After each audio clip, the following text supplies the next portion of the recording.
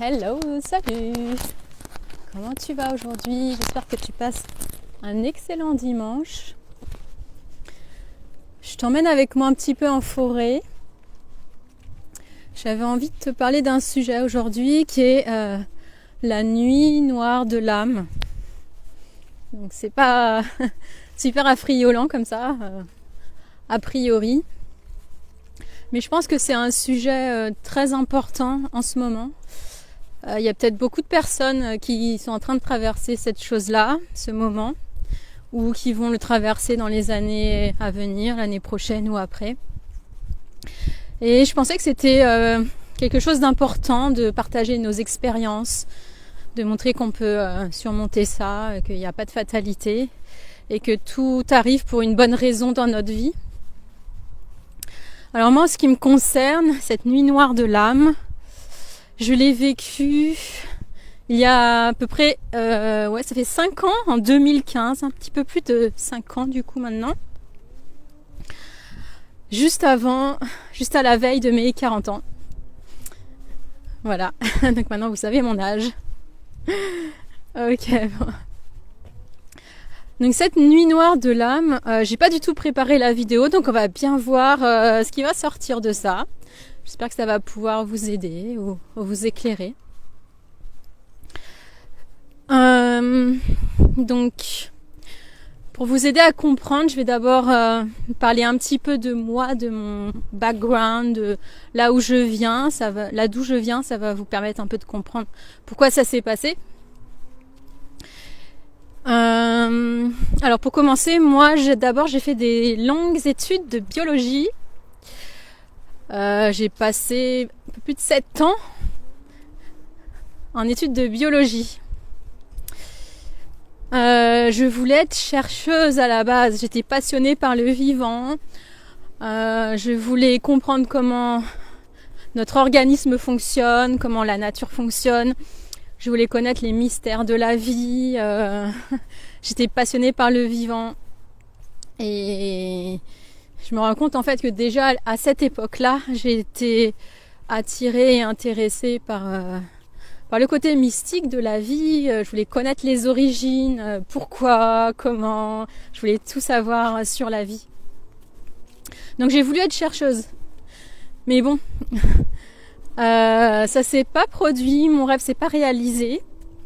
Je suis arrivée dans un cul-de-sac à la fin de mes études et j'ai pas pu être chercheuse parce qu'à l'époque c'était quand même compliqué, ils prenaient pas beaucoup de monde. C'était genre une personne dans la promotion, donc si t'es pas la meilleure de la classe,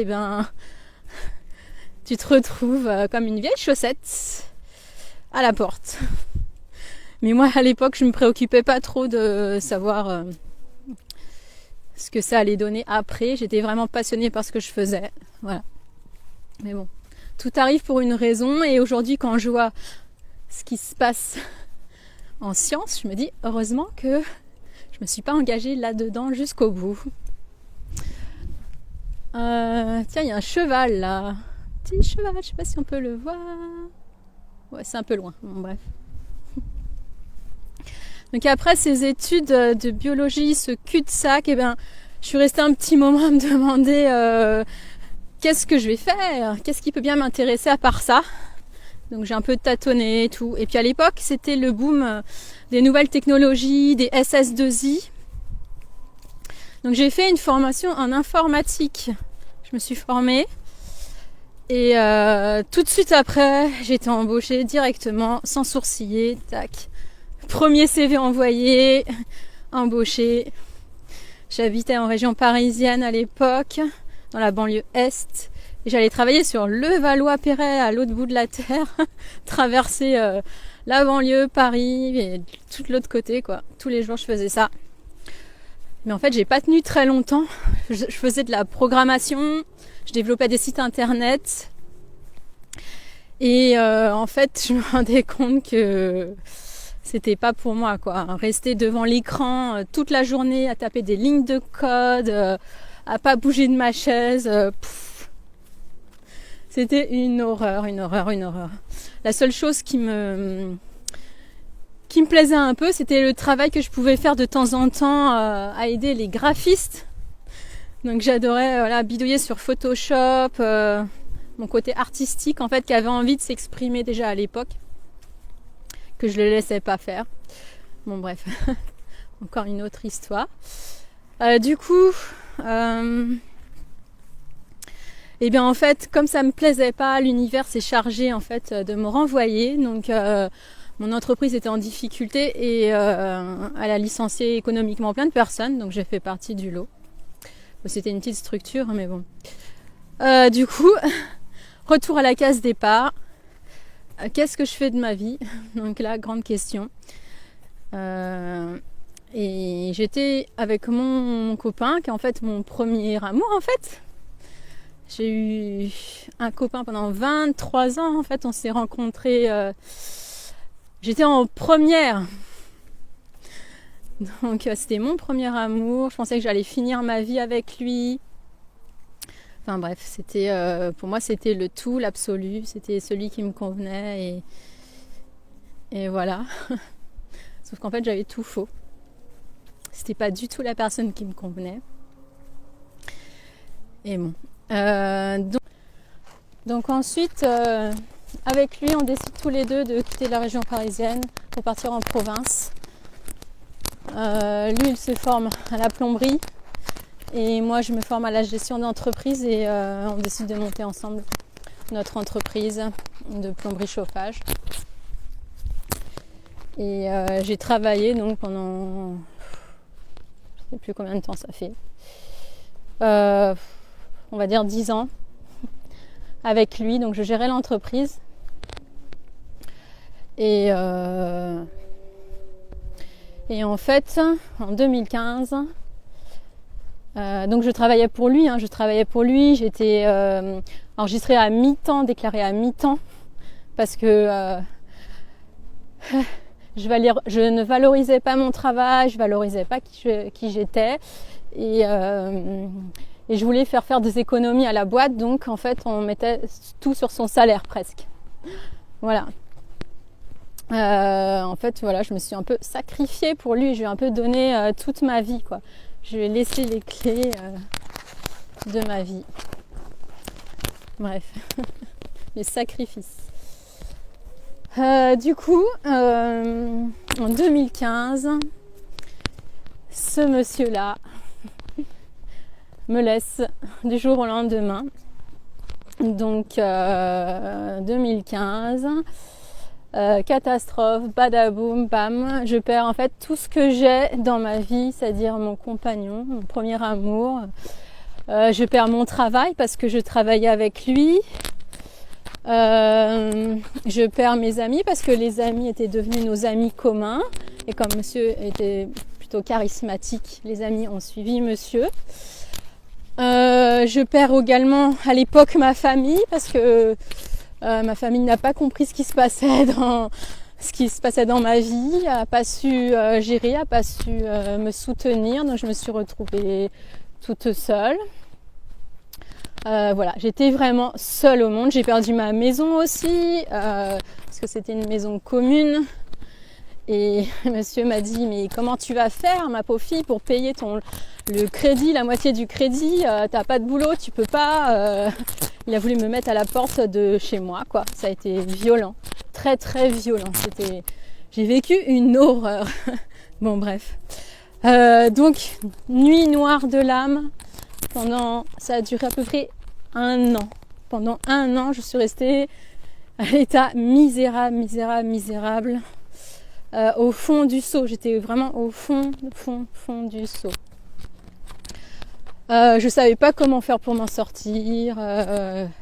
Voilà, je pleurais toute la journée. C'était une horreur. Et la douleur en fait émotionnelle, la douleur mentale, elle était tellement forte qu'en fait ça s'est manifesté aussi dans mon corps. J'avais tellement mal, mon âme en fait, c'est mon âme qui pleurait, mon âme elle avait mal et ça provoquait des douleurs dans mon corps. Je suis allée passer des échographies, il n'y avait rien du tout, j'avais mal au ventre, j'étais pliée en deux, échographie, rien du tout. Et je me suis accrochée en fait à cette douleur, j'ai vécu, je me suis laissée transpercer, je l'ai vécu complètement cette nuit noire de l'âme, à travers tout mon corps, tout mon être. Et c'est en fait ça aussi qui m'a sauvée, c'est le fait de le vivre pleinement dans ma chair. Et en fait, quand la douleur elle est tellement forte, et bien en fait vous avez qu'une seule solution, en fait c'est de lâcher prise. Lâcher prise, c'était la seule solution, quoi. C'est s'abandonner, s'allonger sur le sol et dire bon maintenant l'univers tu fais quoi avec moi, quoi. Qu'est-ce que je fais? Je lâche prise et j'arrête de résister. Et c'est ça en fait qui m'a sauvée, c'est le fait de lâcher prise. Hein. On dit mettez-vous dans l'instant présent, arrêtez de vous accrocher aux choses, aux situations, aux personnes. Mais c'est tout à fait ça. Hein. C'est laissez-vous traverser par la vie, acceptez ce que la vie met sur votre chemin. Autorisez-vous à être vous-même, accueillez ce qui se présente, que ce soit la joie, la peine, la douleur, et laissez-vous traverser par la vie. Parce que ça fait partie aussi de la vie, c'est également la vie. Et ce qui m'a sauvée également, parce que je vous disais que j'arrêtais pas de pleurer, et bien en fait c'est la respiration, je vous en ai parlé hier. La respiration en fait, ça m'a sauvée. Donc c'est à cette période-là que je me suis mis au yoga, mais avant je faisais du yoga, mais pour les postures au niveau physique uniquement. Mais c'est là en fait où j'ai demandé de l'aide. J'ai demandé de l'aide à l'univers et l'aide est arrivée. Dans les textes, je ne suis pas du tout chrétienne, dans les textes je crois qu'ils disent frappez et on vous ouvrira, un truc comme ça. Demandez et voilà. Et bien en fait c'est vrai, ça se produit. J'ai demandé. Et j'ai reçu de l'aide. Et à partir de ce moment-là, j'ai reçu plein d'informations, plein de personnes sur mon passage, sur mon chemin. Voilà, plein de circonstances. Voilà, j'ai été emmenée sur un chemin. Donc là, j'ai été emmenée, moi, sur le chemin du yoga. Je me suis connectée à ma spiritualité à ce moment-là. Et plein de portes se sont ouvertes. Donc la respiration, le travail de respiration, ça a calmé mes émotions, ma peur. Ça m'a... Voilà, j'ai arrêté de pleurer et ça m'a fait un bien fou. Quoi d'autre? Qu'est-ce que je peux vous dire? Du coup c'est pour vous faire comprendre qu'en fait, on a toutes les ressources en nous. On a la possibilité de s'en sortir même si on se croit seul, même si on croit que tout s'arrête, que c'est fini pour nous. Parce que j'ai pensé au suicide aussi. Hein. C'est une solution que j'ai envisagée, j'ai pas pu aller jusqu'au bout. Et heureusement, et puis en fait ça aurait servi à rien du tout. Voilà. On a la possibilité de s'en sortir. Et en fait, ces choses-là ne nous arrivent pas pour rien. C'est des épreuves qu'on a traversées. Pourquoi ça m'est arrivé? Parce que en fait, j'étais pas du tout sur le bon chemin. J'étais pas avec la bonne personne. Je faisais pas le bon boulot. Mon âme n'arrivait pas à s'exprimer. J'exprimais pas mon côté artistique. Je me cachais. J'arrivais pas à prendre ma place. Et là, l'univers, il m'a fait pouf, curseur, paf, comme la boule du flipper, paf, pouf. On te remet sur le bon chemin. En tout cas, on te fait changer de direction. Et c'est là que je me suis mis à fond dans le yoga. Alors, je me suis challengée. Moi, j'ai appris l'allemand en premier à l'école et l'anglais en deuxième langue. Donc, l'anglais, c'est pas du tout ma première langue. Je maîtrisais pas du tout. J'ai jamais fait de voyage scolaire. Donc, l'oral, c'était une catastrophe. Je maîtrisais l'écrit parce que avec mes études scientifiques, ça allait à peu près. Mais alors l'oral, une bille. Et j'ai décidé d'aller faire ma formation de yoga au Costa Rica parce que j'étais appelée pour aller là-bas. Je ressentais une connexion très profonde avec ce pays. En fait, ce sont des mémoires ancestrales, en fait, d'anciennes vies où j'ai vécu là-bas. Et j'ai été appelée pour aller là-bas et je me suis formée là-bas. Et après, de fil en aiguille, je me suis formée également à l'Ayurveda. Et c'est là où j'en suis aujourd'hui. Ce que j'aime, c'est aider les gens à se transformer, aider les gens à dépasser leurs blocages, leurs peurs, leurs traumatismes. Et voilà, et en fait, c'est ma mission. Et du coup, j'ai été balayée, éjectée de mon ancienne vie pour me retrouver sur, on va dire, ma mission de vie, en fait. Aider les gens, les accompagner. Voilà, un peu long. J'ai sûrement oublié des choses, mais bon. C'est pas évident de faire des vidéos et de parler à un écran sans personne en face pour interagir. Voilà, si je pense à d'autres choses, j'en parlerai dans d'autres vidéos après. Mais en tout cas, sachez que tout est possible, on peut tout traverser et tout a une raison dans notre vie. Tout a une raison. Ah oui, je disais, j'avais zappé l'anglais parce qu'en fait, je me suis challengée pour aller là-bas alors que je parlais pas anglais couramment, quoi. Et donc j'ai suivi la formation en anglais. Je suis partie toute seule là-bas. J'avais jamais voyagé toute seule. J'étais toujours accompagnée. Donc voilà.